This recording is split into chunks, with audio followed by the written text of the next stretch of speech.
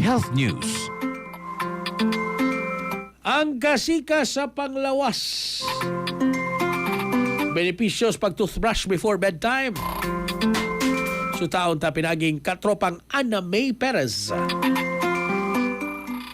Ipahimangnuan sa mga eksperto sa dentistry ang publiko sa dakong importansya sa pag-toothbrush sa dili pa matulog aron malikayan ang lain-laing mouth disease. Matud pa sa mga dentista, kung dili mag-toothbrush sa gabii, magpabilin ang bakterya sa baba nga mahimong hinungdan sa tooth decay o gum disease. Gipasabot usab nga samtang natulog, muubos ang production sa laway nga natural nga proteksyon batok sa bakterya. Maong mas dali kini modagan kung dili limpyo ang ngipon. Girekomendar nga mag-toothbrush sulod sa 2 ka minuto gamit ang fluoride toothpaste ug siguroong limpyuhan apil ang dila ug kilid sa lagos. Dugang pa ang maayong oral hygiene dili lamang para sa ngipon kun dili makatabang usab sa kinatibuk-ang kahimsog sa lawas. Mga katropa, paliguna ang lawas uban ng Santon Vitamin C nga produkto sa Yes to Health. Sugdi imong adlaw nga ligon og batasan ang pag-inom sa Santon Vitamin C, the alkaline vitamin C. Alang sa naghiusang Pilipino para sa Pilipinas, ako inyong katropa, Ana May Perez, XFM News. Kasikas Express